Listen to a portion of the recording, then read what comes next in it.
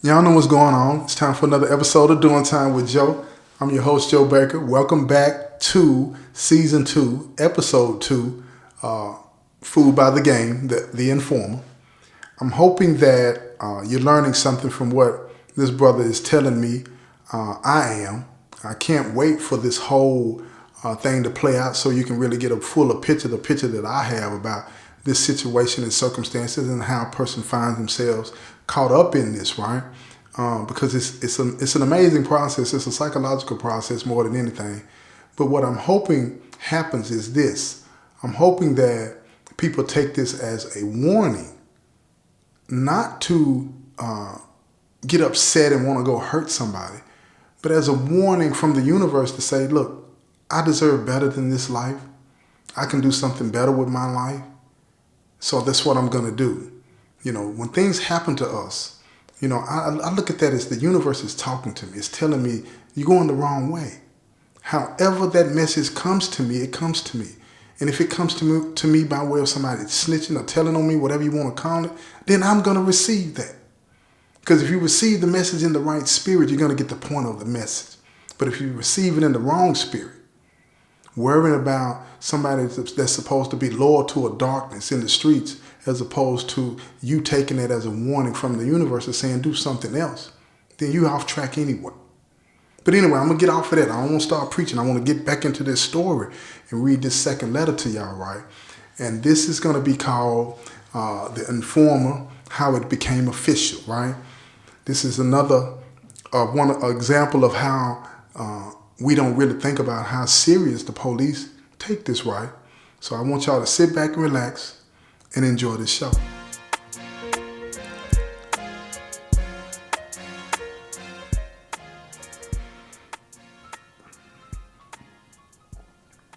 Dear Joe, I hope that the things that I said to you in my previous letter didn't make you think less of me.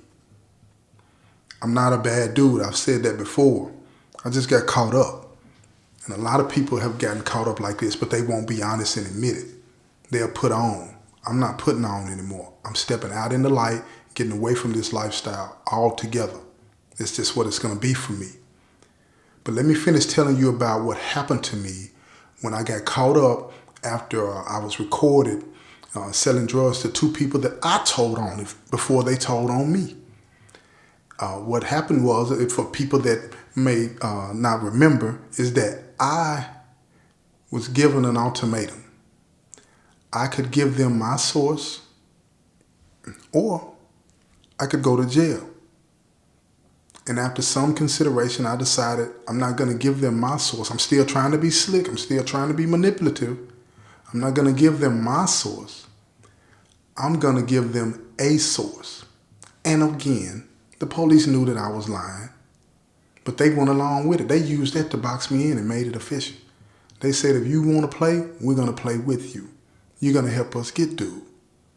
Now, I really don't have no dealings with dudes, so I'm like, what am I going to do now? Because I figured they were going to do the same thing they did when I gave them the first two guys' names. I figured what they were going to do is just bump down on them and get something on them and arrest them. You feel me? I didn't think it was going to be anything about me participating in it, but that's what they told me. They told me that I was going to have to wear a wire. They told me that I was going to become an official informant. Yes, official informant. Now let me tell you how that works, Joe. They pulled out some paperwork. They took my name, social, address, everything. And I'm sitting there like, what is going on? They said, we have to write this stuff down because once you become somebody that helps us, then you're going to have to testify in court. And I said, hold up, wait a minute. Testify in court? Like, well, most of the time it don't come to that. But if it does come to that, we got to make sure everything is documented. And then check this out. This is another thing they said. And then we're going to pay you. You're going to pay me? Yeah, we're going to pay you. I didn't understand what they were talking about. I didn't want no money. I didn't want to testify against anybody. But that was the box that I was being put in. And it was all happening so fast. It's like I couldn't even say no. They weren't listening to me anymore. This train had pulled off from the station, and that's just what it was going to be. And I'm a passenger on it, and that's just that on it. And they were the conductor, and then I'm just along for the ride. And I got to do what they tell me to do. So after they finished filling out the paperwork and putting it in the file, I'm sitting there. I'm mad. I'm scared. They told me, look, it's going to take us a few days to set this up, but we're going to be in touch with you. And what we want you to do is you're going to have to bump down on this guy and buy some drugs from him. I said, man, I don't want to do that, man. I don't want to do that. They said, look, you're going to do it. All the smiles and all the niceties, that was out the window. They said, you going to do this. And if you don't do this, you going to jail. And then when we put you in jail, we're going to tell everybody that you work for us. So what do you want to do, man? I leaned back in the chair. I said, man, I'll be in touch, man. They said, nah, we'll be in touch. You don't run nothing? They were letting me know, man, that I ain't nothing. They let me know what it was. They were playing hardball. And I get it, I understand. When you in the streets, ain't nothing soft, right? So they had adopted that mentality. They were in the streets with me.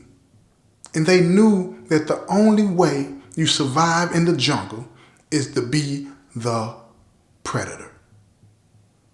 And they were going to be the biggest, baddest predator in the jungle. They were forcing my hand. What choice did I have? Yeah, I know you'll say, yeah, you had a choice. But did I? Really? Go to jail? I didn't want to do that.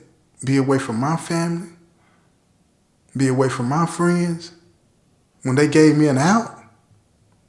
So I did what most people do. I rationalized again.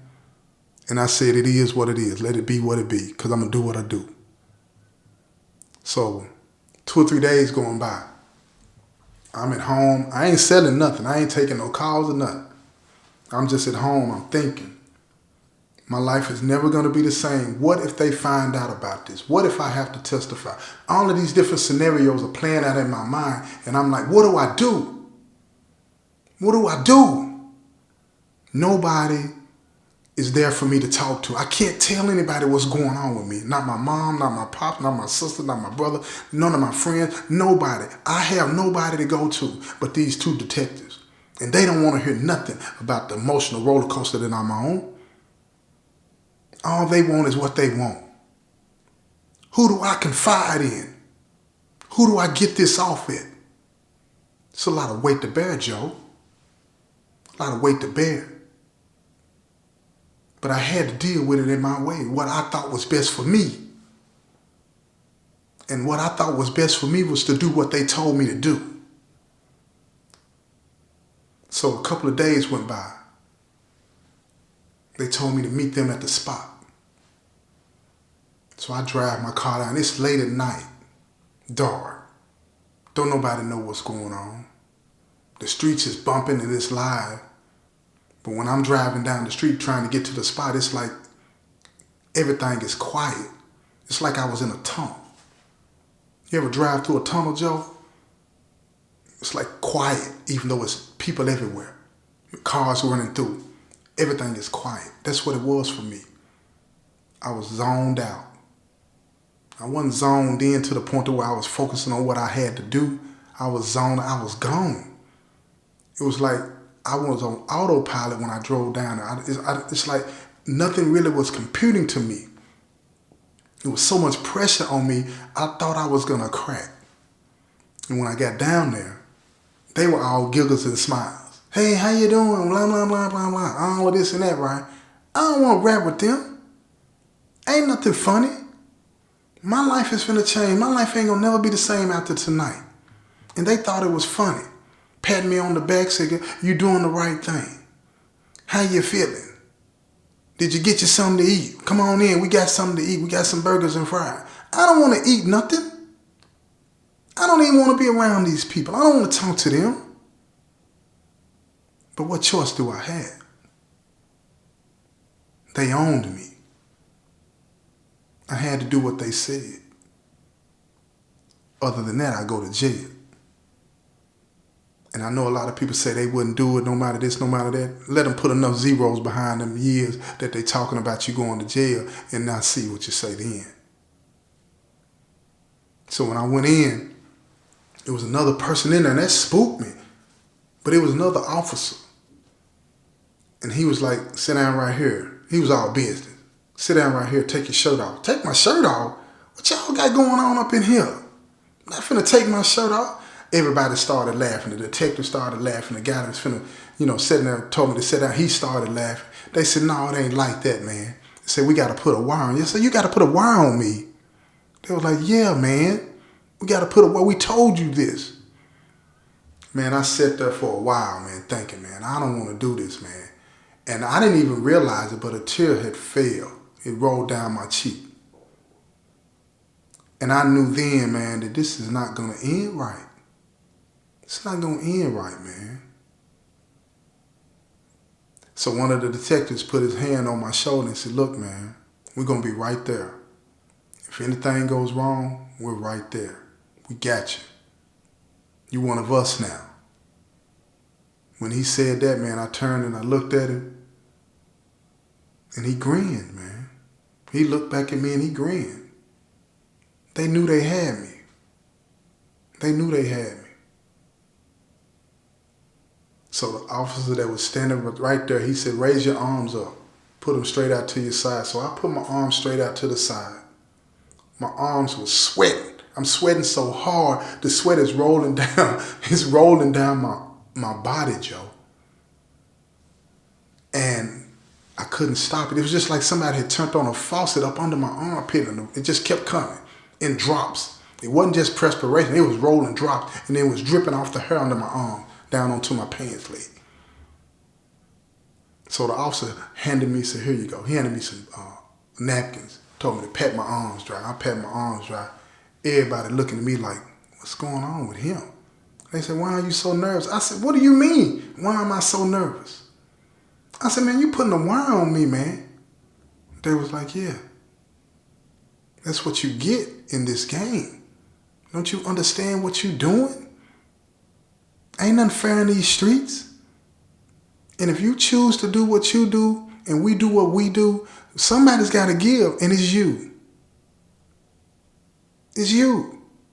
But we can call this off tonight or you can go to jail tonight. It's up to you. And they knew I didn't want to go to jail, Joe. They knew I didn't want to go to jail. So I put my arms back up and I let them put the wire on me. Now check this out. There was this wire, microphone, real little bitty small thing, looked like the end of an ink pen on the wire. He put that right in between my cleavage of my chest, taped it down, right? And then rolled the tape a little bit around my body, right? And then they said, say something. And I said something into it. The only thing I knew to say was testing, testing. They said, we got it. It's clear. I said, man. He said, put your shirt back on. I put my shirt back on. Now he said, say something. I did testing, testing. It was good. And they said, whatever you do, don't take this shirt off.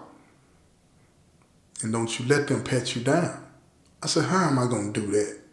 What, I'm going to tell them, don't touch me? Can't tell them that. They said, well, we're going to give you a buzzword. Now check that out, y'all. Buzzword. I said, what is a buzzword? If you are in any danger, you say something, say this certain word, and we're going to come running. I said, really? It's like, yeah, we right outside. We coming. So I said, well, what's the buzzword? He said, well, we're going to make it a buzz phrase. Apples and oranges. Apples and oranges? How in the world do they expect me to say apples and oranges and don't make people suspicious? Who says that in the hood? Apples and oranges. I don't even know what they think I'm doing. But I can't go in here talking about no apples and oranges and these folks look at me like, what you got going on? But that's what I did. I took that buzz phrase and I kept it in my mind because now I'm spooked.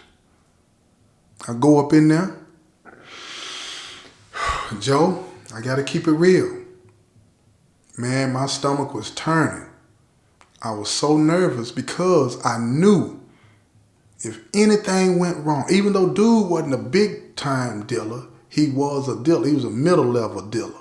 You can get a few ounces. You might even get a quarter bird or a little bit more from him. But he wasn't a sucker. He had pistols at all times. I can't even go in here with a pistol because I'm working with the police. So they say I can't have no pistol. What is this? That right there alone should tip people off. I come in, I ain't got no pistol, but I'm a dope boy. This is ridiculous. But I got to go in there and play by rules. Ain't no rules in the streets, but now they got these rules that I got to play by to be an informant. So I go on up in there. And I holler at dude, and he's like, man, what happened to your plug? I said, man, things going wrong.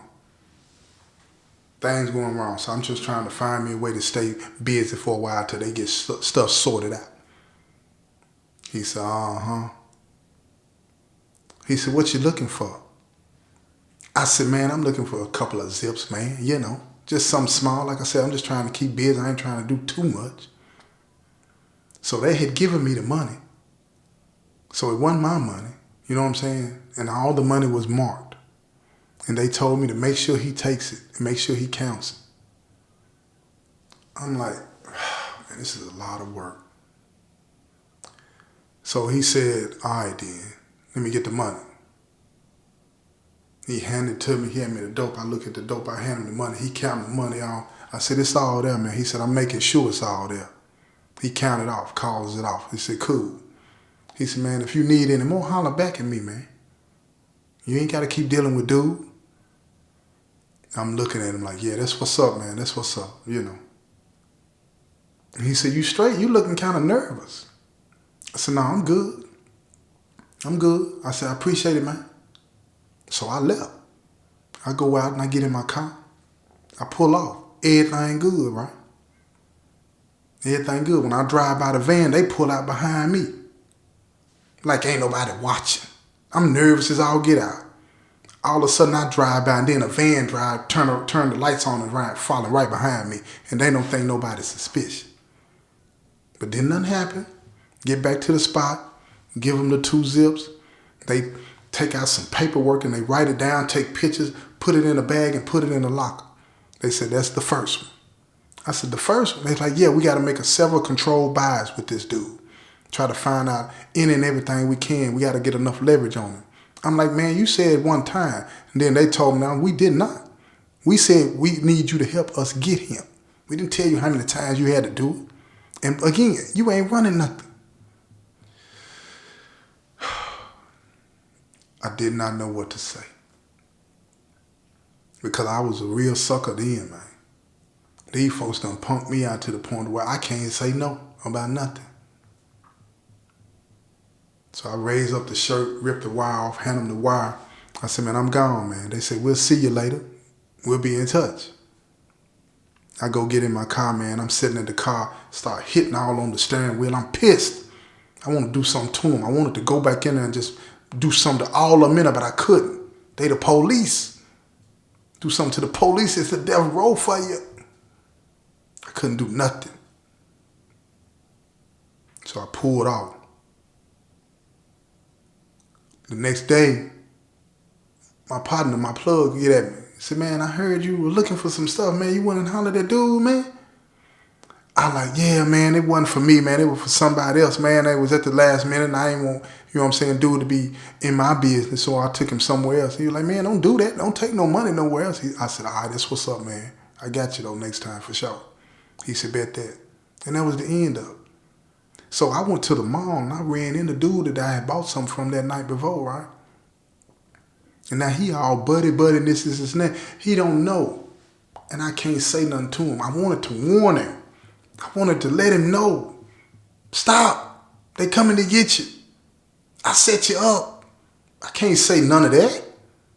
I can't say none of that. He invited me to a party later on that night, trying to get cool with me. He done bought the club out. I go down there just to see what was going on. I might be able to run up on something. You know what it is.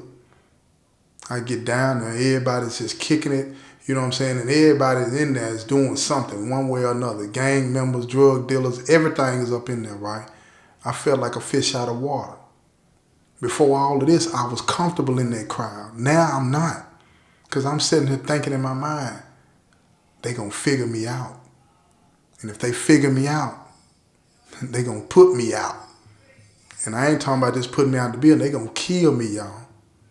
You understand what I'm saying? So I'm going to conclude this episode right here, y'all. We're going to get right back at this thing in the next episode, right? This has been another episode of Doing Time with Joe.